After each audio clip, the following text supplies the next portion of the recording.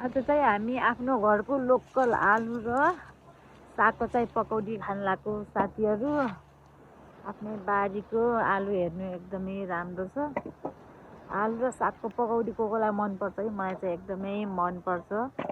आलु हामीलाई यति भए पुग्छ होला सायद। आलु चाहिँ टन्नै छ हेर्नु न, अनि साग पनि है नजिकै छ। आलु र सागको आज भाजी साग खान लाग्यो। जाडोमा तातो एकदमै मिठो हुन्छ आलु र सागको पकौडी। सागको पात हेर्नु न, एकदम ठुलो ठुलो छ पात हेर्नु साथीहरू, लोकल के घरकै। भाजी साग पनि यति बाक्लो यति लामो लामो छ, कस्तो राम्रो पल्यो होला कि हेर्नु न, पात यति मोटो मोटो यति ठुल्ठुलो छ पातहरू पनि। म चाहिँ अब यहाँ टिप्न गइरहेको छु। मैले चाहिँ यहाँ आलु साग धनियाँ लसुनको पात लिएर आइसकेको छु।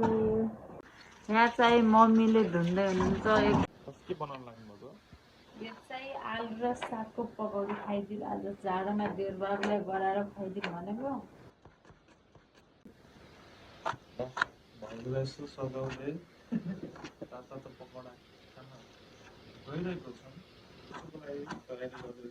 हालेर यहाँ मोल्दैछौँ, हेर्न सक्नुहुन्छ। यहाँ चाहिँ पकौडी गराउँदैछौँ। मैले चाहिँ गोलो गरेर हाल्दैछु, देउरजीले तार्नुभएको छ, अनि उता चाहिँ चिया पाक्दैछ। आज चिया पाकिसकेको छ, अरू चाहिँ हामी यहाँ गराउँदैछौँ। कस्तो छ पकौडी? मिठो छ, त्यही भएर देउर भाउजूले गराएको पकौडी मिठो छ। मेरो झुट बोले मिठो भयो। मिठो भएको थिएन। आफ्नो बुढले गराएको मिठो छैन भन्ने कस्तो बुढो हो।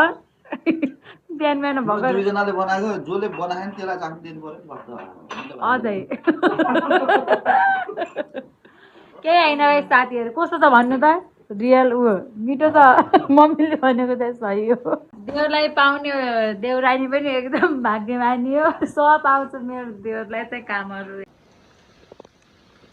यता चाहिँ खाइराख्नु भएको छ, मिठो छैन भन्दै गइरहेछ मेरो साथीहरू।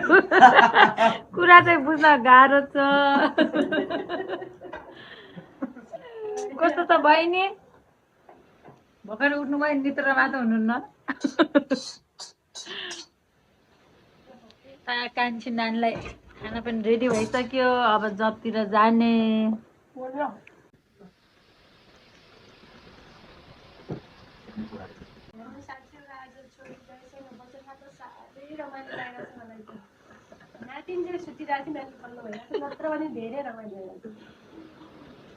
तातो जाडोमा खाना पाउँदा एकदमै मजा छ साथीहरू। घरको अर्ग्यानिक हो यो सबै है, बाहिरको केही पनि किनेको होइन, सब अर्ग्यानिक बारीको। ब्ल्याक टी र पकौडी एकदमै मिठो भएको छ। कस्तो लाग्छ? ब्ल्याक टी होइन, ए ब्ल्याक टी होइन, मिल्क टी। देउरजी चाहिँ बर्दिया जान लाग्नुभयो, अब नास्ता गरेर। ल राम्रोसँग जानु होला, बाई जयसी। पुगेर म्यासेज कल गर्नु है। ल ल ल बाई।